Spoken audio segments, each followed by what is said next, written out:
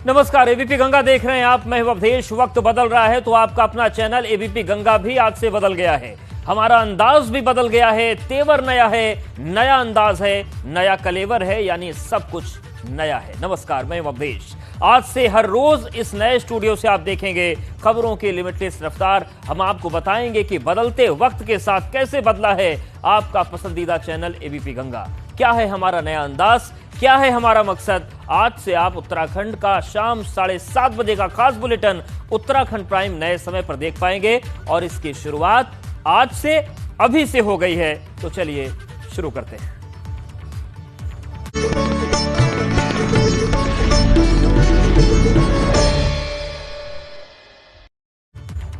तो सबसे पहले बात करते हैं उस खबर की जो उत्तराखंड के लिए बड़ी महत्वपूर्ण है। उत्तराखंड से राज्यसभा सांसद अनिल बलूनी ने केंद्रीय दूरसंचार मंत्री रविशंकर प्रसाद से मुलाकात की।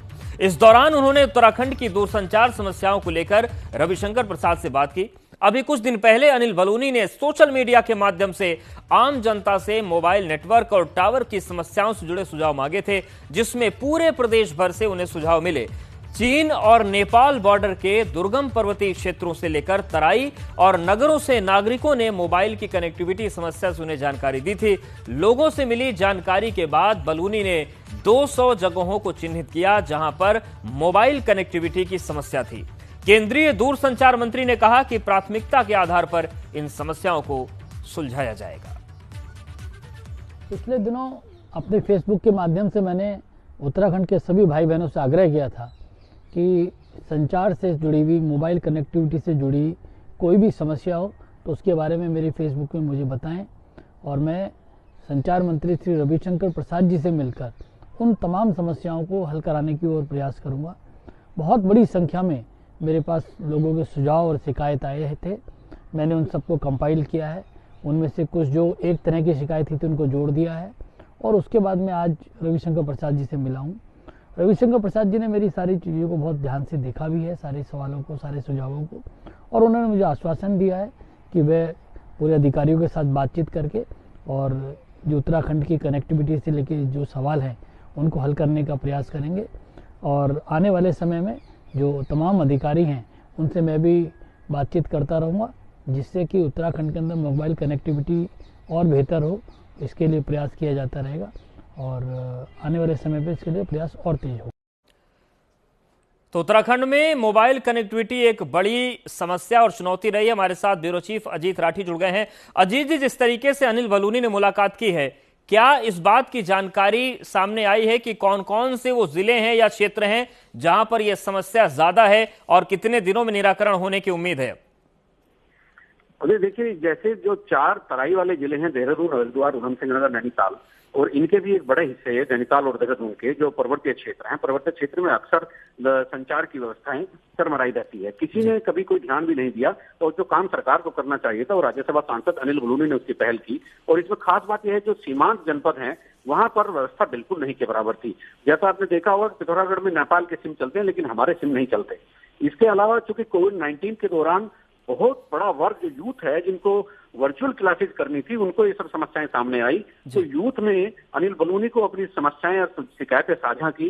इसके अलावा भी जो जैसे टूरिस्ट प्लेस हैं लेकिन वहां पर सिग्नल्स नहीं है, बात करने की दिक्कतें हैं, तो ऐसे करीब 200-250 जगह हैं, 200-250 सुझाव और शिकायतें हैं जो आज रविशंकर प्रसाद के साथ राज्यसभा सांसद और भारतीय जनता पार्टी के मीडिया प्रभारी, राष्ट्रीय मीडिया प्रभारी ने उनके साथ साझा किए हैं। और उम्मीद है कि उत्तराखंड को इस मामले में कुछ जरूर एक नई राहत मिलने वाली है। जी, शुक्रिया आपका जानकारी और अपडेट्स को देने के लिए। वहीं पूर्व सीएम हरीश रावत ने सचिवालय में आम आदमी की एंट्री नहीं होने को लेकर उपवास रखा। हरीश रावत राजपुर स्थित आवास पर उपवास पर रहे। दरअसल कोरोना की वजह से सचिवालय में आम आदमी की एंट्री नहीं है और ऐसे में उन लोगों को परेशानी होती है जो जरूरी काम के सिलसिले में सचिवालय आते हैं। पूर्व राज्य मंत्री गणेश गोदयाल ने जूस पिलाकर हरीश रावत का उपवास तोड़वाया।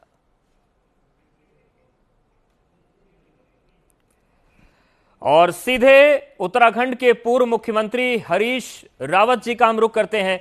हरीश रावत जी, स्वागत है आपका एबीपी गंगा पर। सर, सवाल यह है कि जिस तरीके से थोड़े दिन पहले आपने ट्विटर पर भी राज्य सरकार को ये चेतावनी दी थी कि जब सारे कामकाज हो गए हैं तो फिर सचिवालय में आम आदमी की एंट्री क्यों नहीं है, क्या उस चुनौती को या फिर उस सुझाव को किसी ने गंभीरता से नहीं लिया कि आपको उपवास पर बैठना पड़ा? हाँ, मैं 2 बार पहले भी ट्वीट कर चुका हूँ जी। और ऐसा नहीं है कि राज्य सरकार के पास दूसरे माध्यमों से ये बात नहीं पहुंची है। समाचार पत्रों में भी छपा था एक आध बार कि भाई सचिवालय में प्रवेश को लेकर के लोगों को दिक्कतें हो रही हैं जी। और मेरी समझ में ये नहीं आया कि आपने पूरा प्रतिबंध क्यों लगा दिया। आप चेकिंग करवाइए, जिनको कोरोना संक्रमण की शिकायत है उनको मत जाने दीजिए। आप यदि कोई 2 घंटे के लिए पास मांग रहा है, आप 2 ही घंटे के अंदर उसे कहिए आपको वापस आना पड़ेगा। कोई रेस्ट्रिक्शन और तरीके के इम्पोज करिए, लेकिन एकदम से प्रवेश निषिद्ध कर देने से लोगों को, सामान्य लोगों को बड़ी दिक्कत हो रही है। सचिवालय एक प्रकार से सारी प्रशासनिक और विकास संबंधी गतिविधियों का नाड़ी केंद्र है, एक नर्व सेंटर है, वहीं से सब चीजें संचालित होती है। लोगों को संपर्क करना होता है, कंसर्न अधिकारियों से मिलना होता है। बहुत बार ऐसा होता है अधिकारी समय दे देते हैं, लेकिन पता चला जो है प्रवेश ही नहीं मिल पा रहा है, आदमी पहुंच नहीं पा रहा है। बिल्कुल हरीश जी, तमाम जो जनता से जुड़े मुद्दे रहे हैं उस पर आपने ये सब आवाज उठाई है। क्या ये चीज आप बहुत लंबे समय से देख रहे थे या फिर उत्तराखंड के लोग आपसे संपर्क कर रहे थे, शिकायत कर रहे थे कि उनको सचिवालय में एंट्री नहीं मिल पा रही है? भाई 10-12 बार तो मेरे पास ही लोगों के टेलीफोन आए कि साहब क्या करें, हम यहाँ पे गेट पर खड़े हैं, हमको प्रवेश नहीं दे रहे हैं, आप हमारी बात करवा दीजिए, हमको प्रवेश दिलवा दीजिए। अब लोगों को समझाना बड़ा मुश्किल होता था, भाई ये विधि विधान का मामला है, इसमें मैं किसी गेट कीपर से नहीं कह सकता, लेकिन जो दूर से आ रहा है बेचारा, वो तो ये समझता है कि यार इतना बड़ा आदमी से हमने कह दिया तो हमारा प्रवेश हो जाएगा।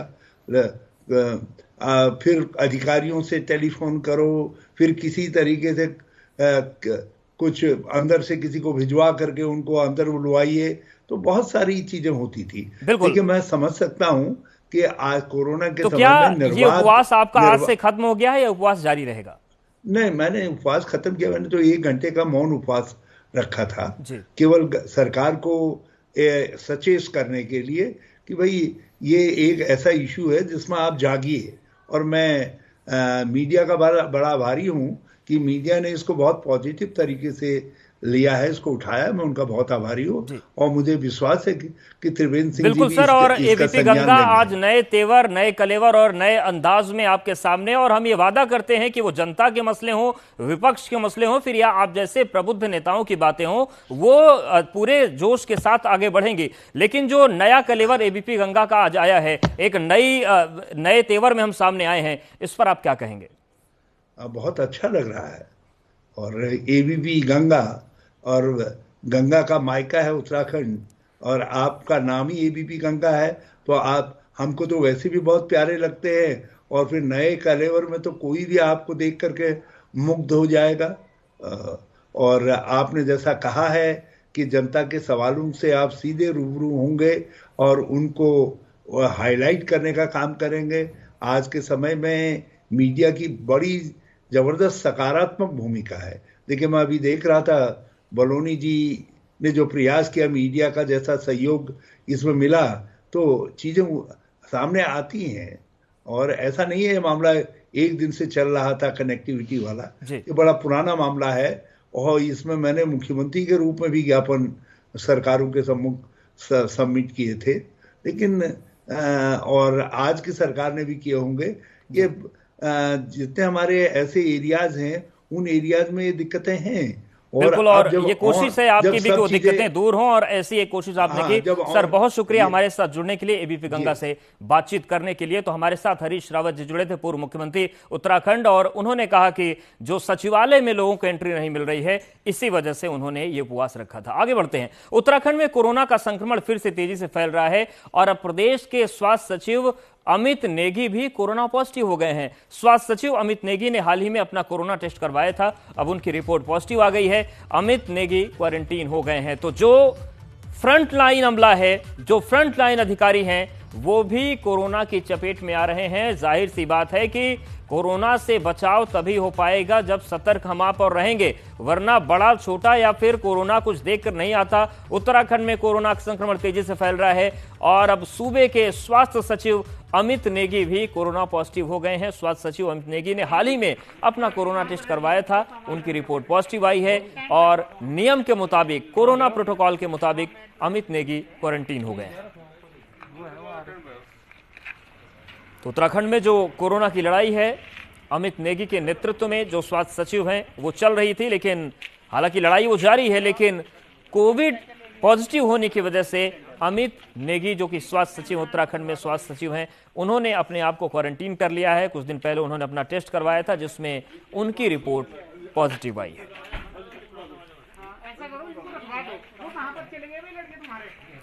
और विनोद हमारे साथ जुड़ गए हैं। विनोद, जिस तरीके की तस्वीरें हैं, लगातार संक्रमण फैल रहा है और अब इस संक्रमण की चपेट में स्वास्थ्य सचिव भी आ गए हैं।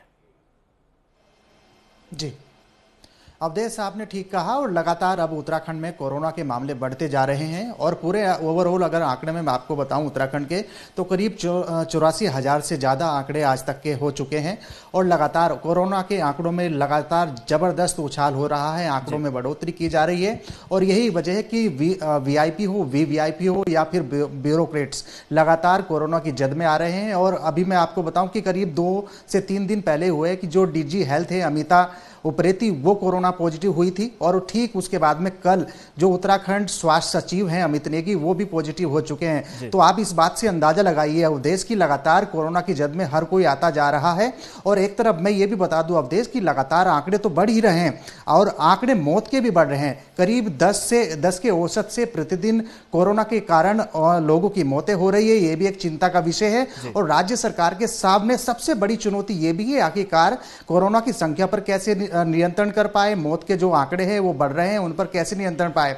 राज्य सरकार ने पूरे संस्थान प्रतिष्ठान खोल दिए गए हैं, तो ऐसे में लगातार अब कोरोना के आंकड़ों में जबरदस्त उछाल होता जा रहा है। ये एक चुनौती जरूर होगी। ये पूर्व में जरूर ऐसा देखा गया था उत्तराखंड में कि सामान्य स्थिति जरूर थी, 100 से लेकर 200 के आंकड़े जरूर आ रहे थे, लेकिन अब जबरदस्त 500 के औसत से प्रतिदिन आंकड़ों में उछाल हो रहा है और ऐसे में चिंता का सबब जरूर है और ये देखना ये भी होगा तभी संक्रमण से जान बच पाएगी। शुक्रिया आपका विनोद, जानकारी और अपडेट्स को देने के लिए। तो 21 दिसंबर से उत्तराखंड का विधानसभा सत्र शुरू होगा और जिसे लेकर तैयारियां चल रही हैं। विधानसभा सत्र की सुरक्षा को लेकर विधानसभा अध्यक्ष प्रेमचंद अग्रवाल ने मीटिंग की। मीटिंग में पुलिस प्रशासन और शासन के तमाम बड़े अधिकारी मौजूद रहे। शीतकालीन सत्र 3 दिन के लिए रखा गया है। सत्र की अवधि कम है, मगर विपक्ष कृषि कानून, बेरोजगारी, महंगाई समेत दूसरे कई मसलों पर हंगामा करेगा, जिसकी पूरी संभावना है। तो वहीं कोरोना की वजह से एहतियात बरतना भी जरूरी है, जिसकी रणनीति तैयार की जा रही है। देखिए, सामान्य तौर पे जो हमारे सत्र आज से पहले हुए हैं वो सुरक्षा दृष्टि से हम लोग पहले हम लोग आप सुरक्षा की और तमाम बैठकों को हम लोग लेते हैं। सभी अधिकारीगण उसमें उपस्थित है आज भी। और इस दौरान हमने जो बातें तय की हैं, क्योंकि कोरोना जैसी महामारी के दौरान ये कार्यक्रम हो रहा है, इसमें सबसे पहले तो यही तय हुआ कि जो भी माननीय विधायकगण इस दौरान उपस्थित होंगे उनके थर्मल स्कैनिंग और सैनिटाइज करना और उनका टेस्ट करना ये आवश्यक रहेगा। हमने ये भी कहा था कि हम लोग उनका रैपिड टेस्ट करेंगे, लेकिन आज एक निर्णय और भी हुआ है कि सभी को यहाँ से गाइडलाइंस जारी होंगी। जो माननीय विधायक अपने यहाँ से RT-PCR टेस्ट करा के भी लाएंगे, 3 दिन वैसे मैंने कल भी ये बात कही थी, तो उसके लिए वहाँ व्यवस्था की जाएगी। और विजय दिवस के मौके पर सीएम त्रिवेंद्र सिंह रावत शहीद स्मारक पहुंचे। इस दौरान सीएम ने शहीद जवानों को श्रद्धांजलि दी। मुख्यमंत्री ने शहीद स्मारक पर माल्यार्पण कर शहीदों को श्रद्धांजलि दी। मुख्यमंत्री त्रिवेंद्र सिंह रावत गांधी पार्क में शहीद स्मारक पहुंचे और पुष्प चक्र अर्पित कर शहीद जवानों को श्रद्धांजलि दी।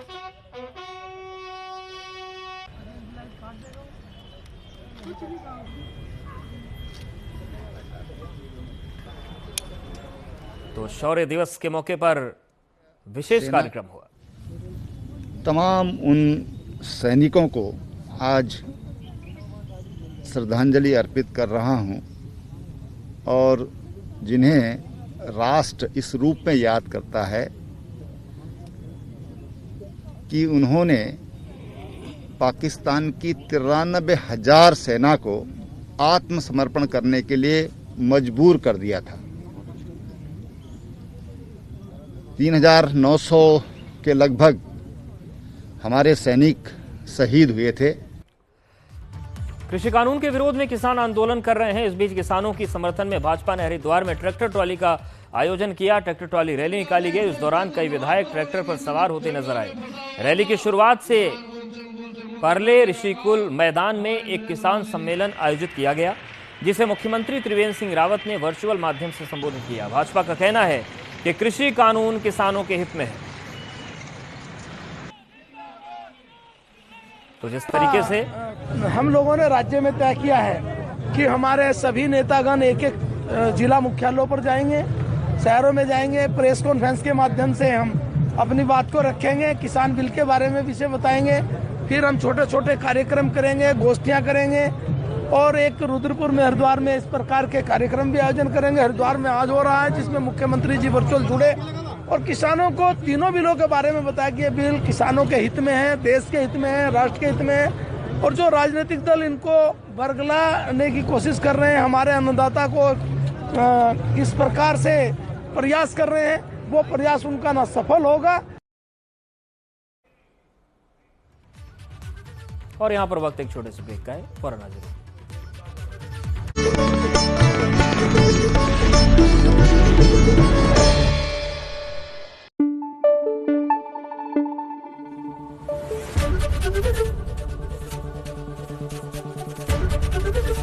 एबीपी गंगा, खबर आपकी, जुबान आपकी।